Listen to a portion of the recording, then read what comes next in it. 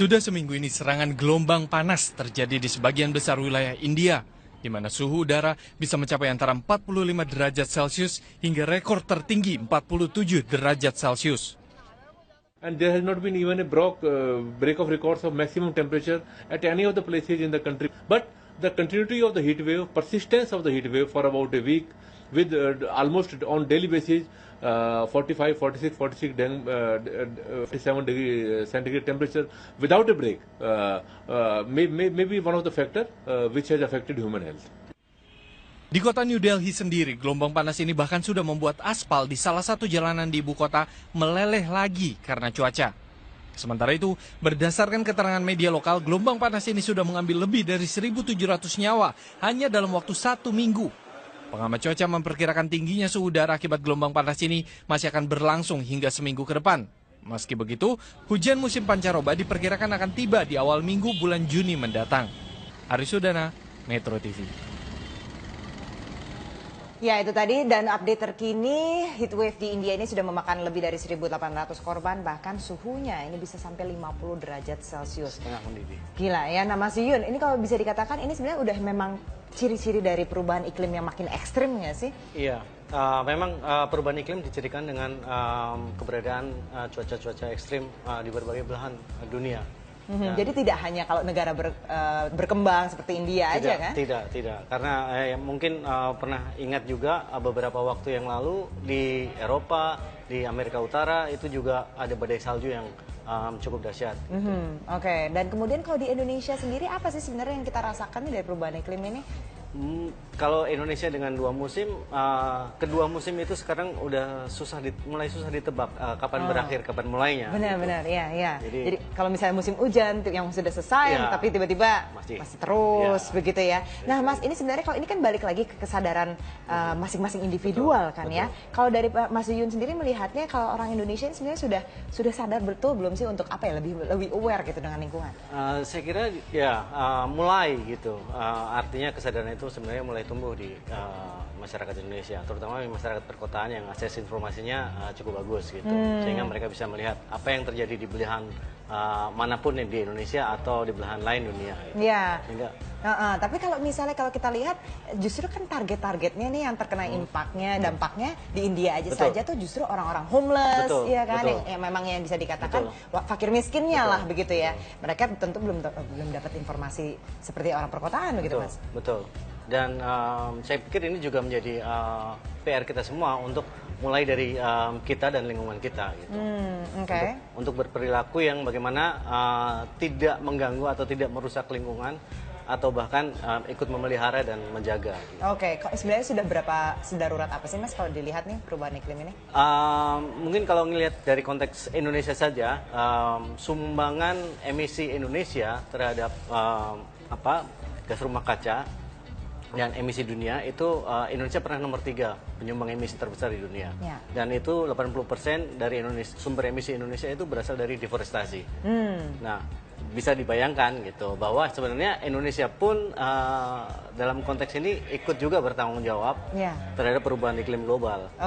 Dan itu masih sampai sekarang juga kita masih di ranking nomor 3. Naik turun kita masih di 10 besar gitu. Masih di 10 besar.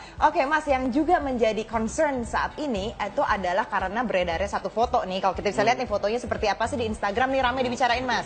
Karena hiu yang dikonsumsi oleh manusia. Sebenarnya kurang biasa mungkin ya kalau untuk di Indonesia, tapi di negara-negara lain biasa dikonsumsi. Nah, ini membuat beberapa individu terkait juga public figure untuk menyuarakan soal kampanye Save Sharks atau lebih I Love Sharks, aku cinta hiu. Seperti apa? Kita akan bergabung nanti juga dengan Nadine Chandrawinata saat lagi di Trending Topic. Itu adalah makanan. Yang gue tahu hiu adalah predator yang kalau di darat tuh kayak singa. Nggak ada orang makan singa. Badannya, dagingnya penuh merkuri, sama aja racun buat badan kita. Jadi from now on, you and me, kita racunin teman-teman kita, jangan makan hiu. Hiu beracun. Jadi shark is saved. I love you. Because I love you.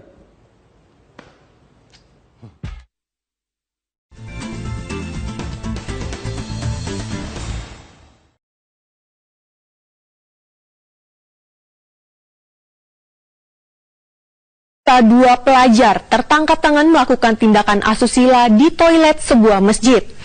Petugas kebersihan sekolah mendapati kedua siswa kelas 3 SMPN Banjar, Jawa Barat ini sedang berduaan di dalam toilet. Diduga siswa dan siswi ini berencana melakukan hubungan suami istri di toilet sebuah masjid. Usai diperiksa, keduanya dibebaskan dengan jaminan dari orang tua dan guru sekolah.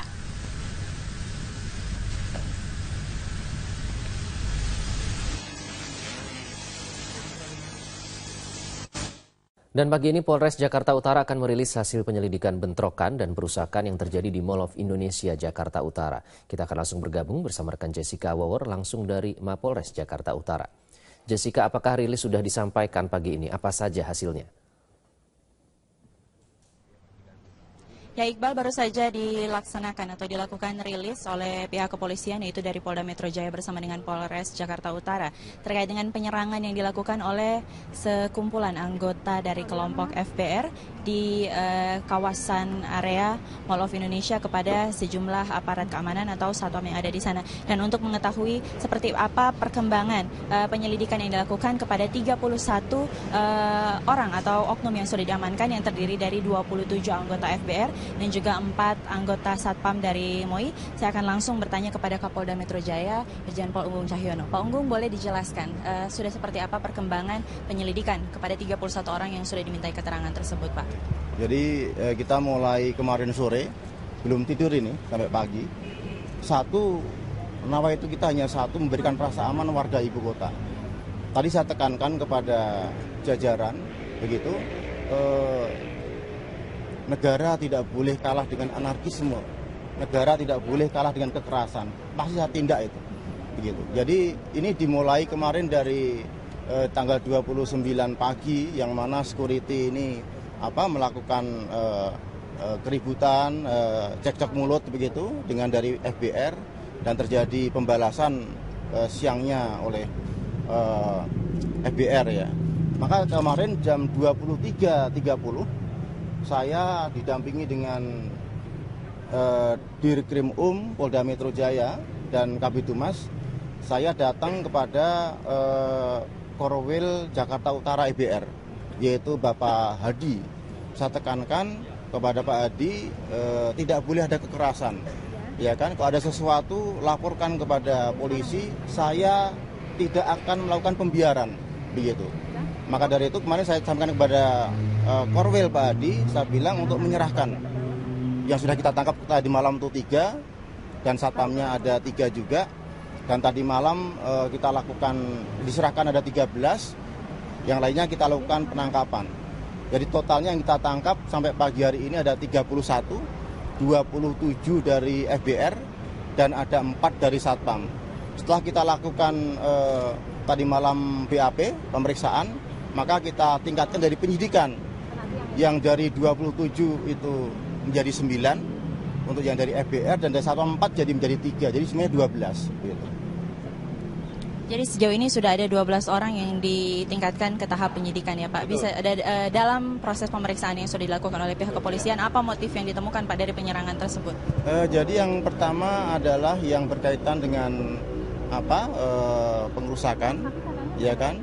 Terus yang kedua, yang kejadian yang pertama antara satpam dengan FBR, di situ kan terjadi pemukulan dan sebagainya, begitu. Nanti kita penyidik lebih lanjut masalah ini, yaitu Polres Jakarta Utara kita backup dari Polda Metro Jaya. Sekali lagi untuk memberikan rasa aman kepada masyarakat ibu kota, kita berikan pelayanan yang maksimal, begitu. Tadi yang saya ulang-ulang saya katakan, begitu.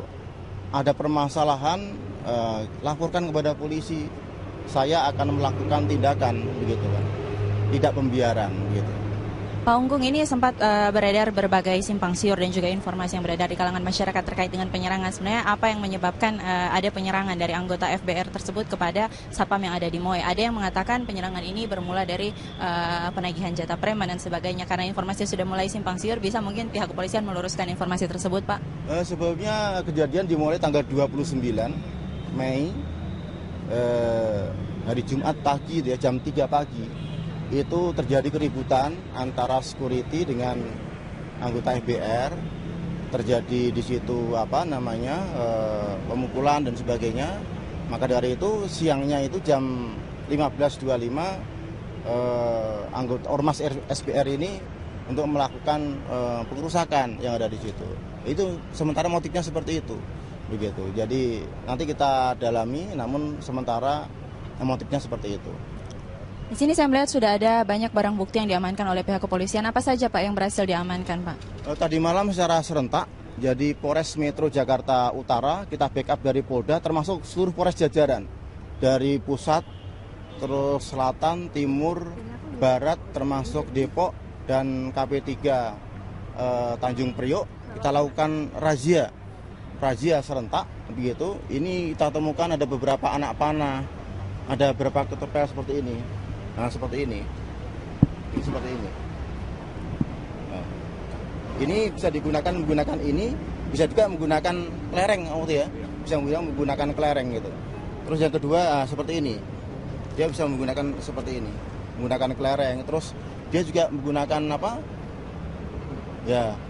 gula biliar ini. Seperti ini. Termasuk senjata tajam beberapa kita temukan di TKP. Ya. 160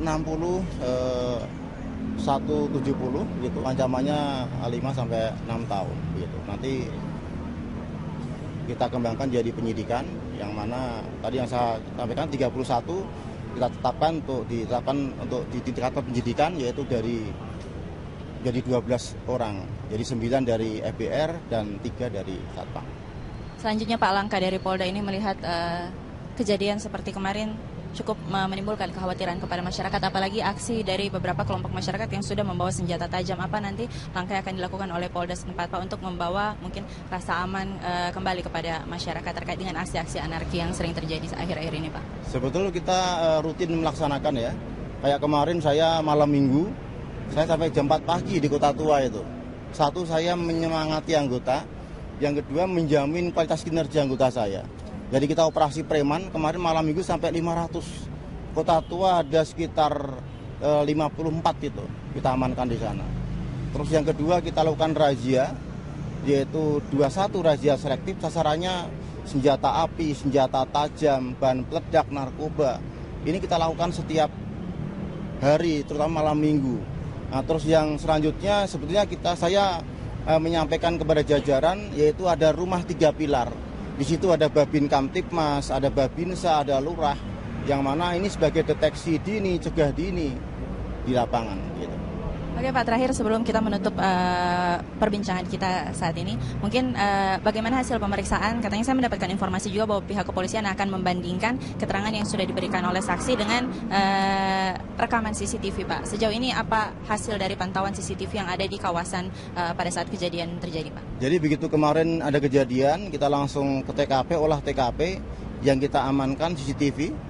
Dari CCTV kita melihat pelaku-pelaku, provokatornya siapa, baru kita amankan 3 orang itu. Jadi pertama kali begitu kejadian kemarin, langsung kita amankan 3 orang dari FBR dan 3 orang dari Satpam. Terus kita tingkatkan sekarang menjadi 31 itu. Pertama kali di CCTV kita melihat siapa provokatornya, siapa yang menggerakkan dan sebagainya. Oke. Terima kasih Pak Unggung atas waktunya. Ya Iqbal, demikian penjelasan dari pihak kepolisian terkait dengan aksi penyerangan yang terjadi di kawasan Moi, di mana sekumpulan atau anggota dari kelompok FBR menyerang beberapa satpam dan juga melakukan pengerusakan di kawasan umum. Untuk sementara demikian informasi yang dapat kami sampaikan. Kembali ke Iqbal di studio. Jessica Wawor melaporkan langsung dari Mapolres Jakarta Utara. Delhi sendiri, gelombang panas ini bahkan sudah membuat aspal di salah satu jalanan di ibu kota meleleh lagi karena cuaca. Sementara itu, berdasarkan keterangan media lokal, gelombang panas ini sudah mengambil lebih dari 1.700 nyawa hanya dalam waktu 1 minggu. Pengamat cuaca memperkirakan tingginya suhu udara akibat gelombang panas ini masih akan berlangsung hingga seminggu ke depan. Meski begitu, hujan